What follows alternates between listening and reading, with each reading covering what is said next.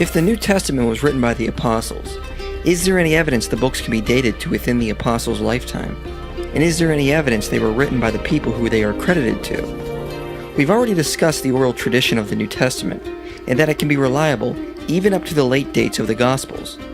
But are not some of these dates too late to have been written by the actual apostles? Well, first, we need to discuss why many historians date them so late. The main reason is based on a twofold argument. First, Mark is assumed to be the first gospel because it is the shortest. Matthew and Luke are said to be based off of Mark, so they must have come later. And John came last from an independent source. Then, historians point out Mark 13 is a vivid prophecy by Jesus of the destruction of the temple and the surrounding events, which took place in 70 AD. So since the author of Mark speaks so clearly about this event, he must have had prior knowledge of it to be so accurate. I believe this argument is based on a presupposition that Jesus could not have been who he claimed to be. Therefore, he could not have made an accurate prediction that was fulfilled in 70 AD. Therefore, we have to date the Gospels after 70 AD, since Jesus could not predict the future. Not only is that starting with a presupposition, it doesn't seem fair to the text, since there is a lot of evidence which leads to early dates for the Gospels.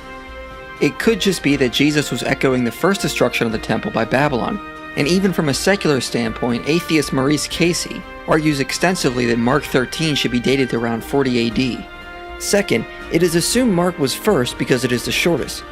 However, oral tradition specialist Albert Lord points out oral narrative parallels that we have found doesn't necessarily mean the shorter version is older.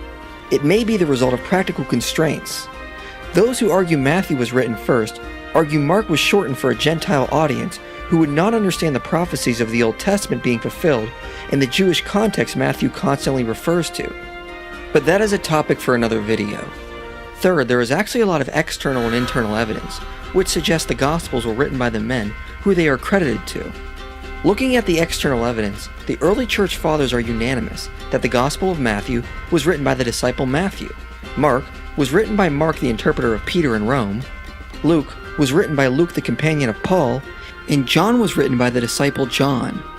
Tertullian, writing around 200 AD in North Africa, tells us that the documents of the Gospels were written by the apostles Matthew and John and apostolic men of Luke and Mark. Prior to that, St. Irenaeus of Lyons tells us Matthew wrote a gospel among the Jews in their own style, while Paul and Peter were preaching in Rome. Then Mark, the disciple of Peter, handed to us the preaching of Peter. Then Luke, a follower of Paul, set forth his own gospel. Later, John, the disciple of the Lord, put out a gospel while residing in Ephesus. So Irenaeus tells us John wrote later than the other three, implying the first three were possibly written around the same time. Clement of Alexandria, writing in Egypt around the same time as Irenaeus, tells us the Gospels with the genealogies came first. Mark was done at request while Peter was preaching in Rome, and that John came last at the urging of friends. So we get the same idea that Irenaeus tells us, that the first three were written around the same time, and John came last. The Muratorian fragment, which dates to the middle of the 2nd century, is a list of an early canon. The first page was lost, however the second page starts with, "at which nevertheless he was present," and so he placed them in his narrative. The third book of the Gospel is that according to Luke, Luke the well-known physician. The fourth of the Gospels is that of John, one of the disciples, to his fellow disciples and bishops, who had been urging him to write. So we are told Luke was third, John was last, and it starts with the same idea church fathers tell us, that Mark was present while Peter was preaching in Rome and wrote down what Peter taught, although the names on the first page are lost. Preserved in Eusebius' Ecclesiastical History is a quote from Papias of Hierapolis, written before 125 AD. This too the elder used to say, Mark, who had been Peter's interpreter, wrote down carefully but not in order all that he remembered of the Lord's sayings and doings, for he had not heard the Lord or had been one of his followers, but later, as I said, one of Peter's.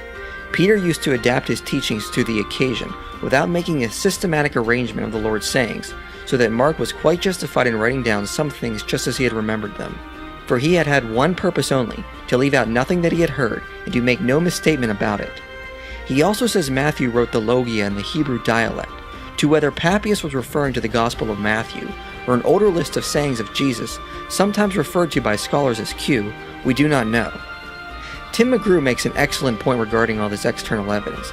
If you plot all four church fathers on a map, you see we have wide attestation of the authors of the Gospels from all over the ancient world.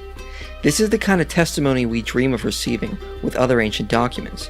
When we have multiple authors in different regions all telling us the same general story, we have excellent evidence the Gospels were written by those who they are attributed to. On top of this, we have no other tradition or testimony which attributes authorship to anyone else. There is no competing tradition. Plus, if the Church Fathers just made up authors to attribute to the 4 Gospels, why is there not unanimous attestation to who wrote Hebrews? Hebrews is truly anonymous, and Church Fathers had to try to guess as to who the author was. If they made up the authors of the Gospels, why not do the same with Hebrews? And also, why not give all 4 Gospels prominent names? Surely they could have done better than Mark and Luke, who never met Jesus and were later disciples of the apostles. If you're just making it all up, why not pick 2 of the other disciples? It would have made the Gospels look better instead of attributing them to men who were never considered church founders or disciples of Jesus. Some skeptics try to claim the Gospels cannot be trusted because they do not mention the authors internally, but this was how the majority of ancient biographies were written. The majority of works from the ancient world have to be externally attributed. E.P. Sanders says, "The claim of an anonymous history was higher than that of a named work. In the ancient world, an anonymous book, rather like an encyclopedia article today, implicitly claimed complete knowledge and reliability. It would have reduced the impact of the Gospel of Matthew had the author written, 'This is my version,' instead of, 'This is what Jesus said and did.' So looking at the external evidence, we have good evidence they are written by the apostles and men who they are attributed to. So the claim of later impostors is without evidence and unwarranted.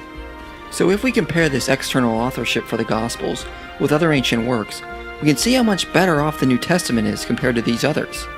The first person to attribute the Annals to Tacitus is not until St. Jerome. Thucydides' works are not attributed to him until Polybius, over 200 years later. Whereas with the New Testament, we have multiple authors within 150 years, and one author who is less than 50 years from the source, who even testified there were still living disciples in his day. Moving on, we have a lot of good evidence the first 3 Gospels can be dated to prior to 70 AD. First, none of the Gospels directly mention the destruction of the temple, and this is inconsistent with their style of pointing out things that happened after the fact. For example, when all 4 Gospels mention Judas for the first time, they all make the note that he later became a traitor. So when the Gospels talk about past predictions or events, they are keen to mention the later effects, like that Judas would later become a traitor. In Acts 11, Luke mentions the prediction of a coming famine, then notes this happened during the reign of Claudius. In John chapter 2, we see a conversation between Jesus and the Jews, where Jesus speaks of raising up his body after 3 days. In verse 22, John mentions what Jesus was speaking about was when Jesus was raised from the dead. All these examples indicate that when the Gospels mention something spoken in the past and having been fulfilled by the time they were writing, they would mention that it had already taken place. However, it is clear Jesus predicted the destruction of the temple as recorded in Matthew, Mark, and Luke.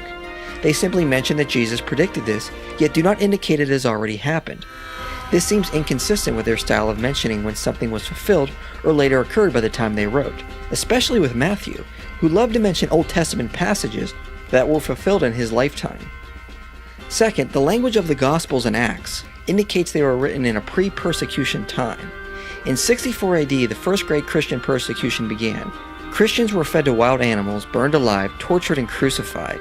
Because of this, anti-Roman works like the Revelation of John and the forged Apocalypse of Peter were produced, which didn't paint Rome in a good light or speak well of their persecutors later in hell.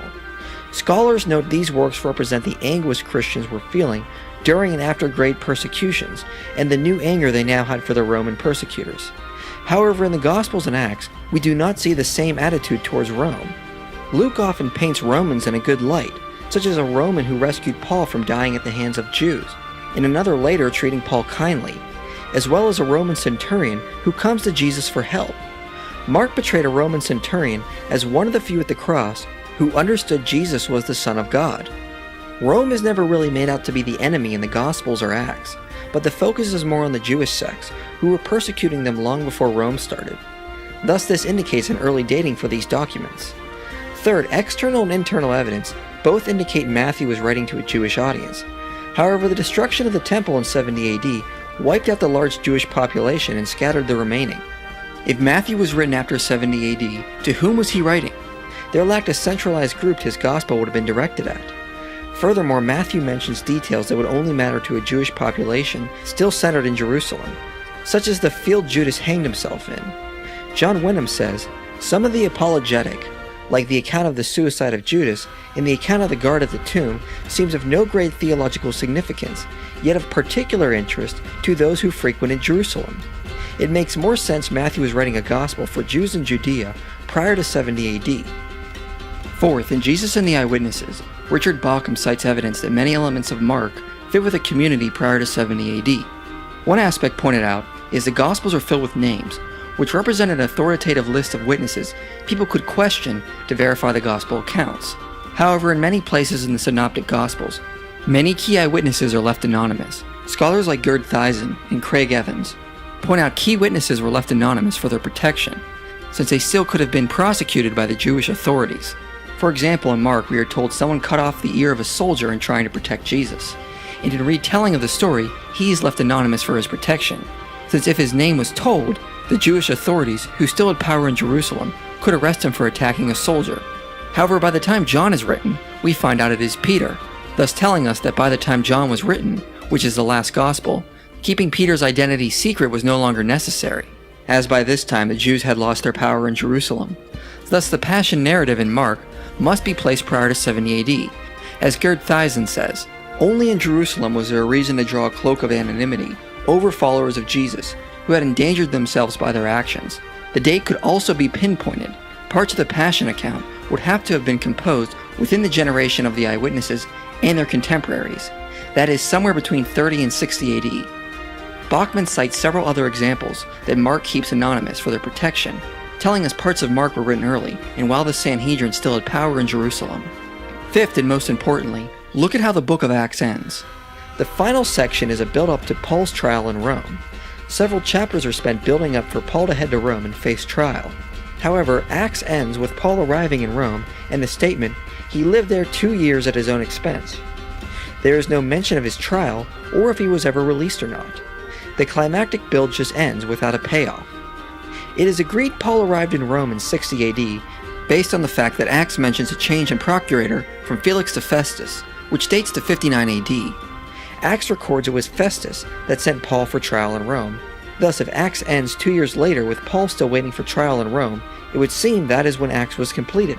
Otherwise, why would Luke build up to a climactic trial only to leave his readers guessing if Paul was released or not? Tradition teaches Paul was released at this time, so it would have been the perfect note to end on, and Paul was finally released and headed back out to preach the gospel once again, as the Lord instructed.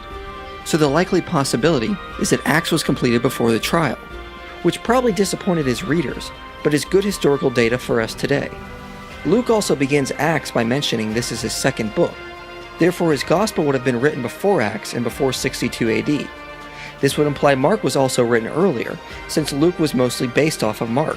Thus, we have plenty of evidence that at least the first 3 Gospels and Acts were written before 70 AD and even before 62 AD.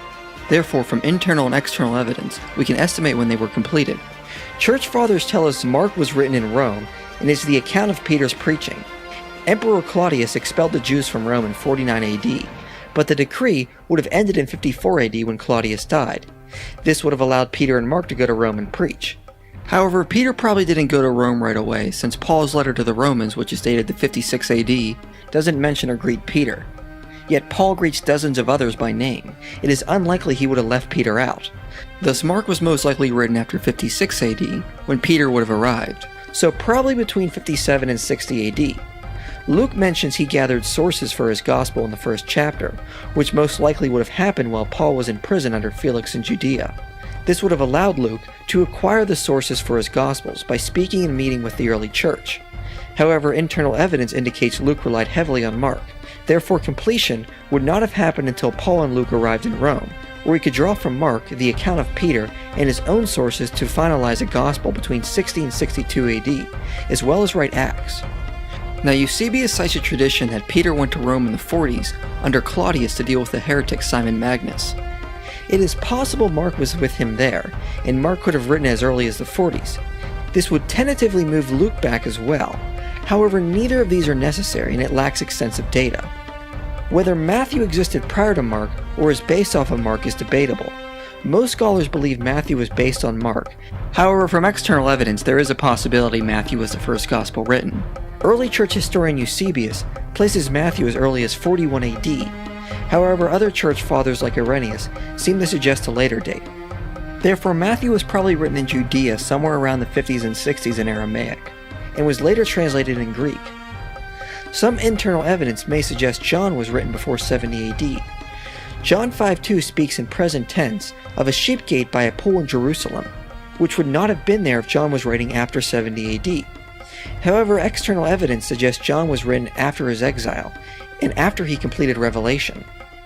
External evidence also indicates John lived well into old age, so he could have written as late as 96 AD. However, the Muratorian fragment says the disciple Andrew was with John when he wrote his gospel, and it is unlikely Andrew would have also lived as long as John. Therefore, John could be dated anywhere between 66 and 96 AD. Church Father Papias, in his statement that Matthew wrote the Logia, may be referring to an early collection of Jesus' acts and statements, which scholars refer to as Q. If this document did exist, it would predate the Gospels, and the writing of it probably would have started during the ministry of Jesus. Matthew, being a tax collector, would not only have known Greek and Aramaic, but would also have access to papyrus for writing. However, there is no agreement on what Q would have contained, and there is not good evidence it even existed. Plus, a study of oral tradition shows it wasn't necessary. The dating of most of Paul's letters is not speculative, as there are generally agreed upon dates. However, we will discuss the other New Testament books in more detail in another series where we can look at each book individually. Generally speaking, though, there is plenty of evidence to date the Gospels and the rest of the New Testament books reasonably within the apostles' lifetimes, and there is no reason to doubt their authorship.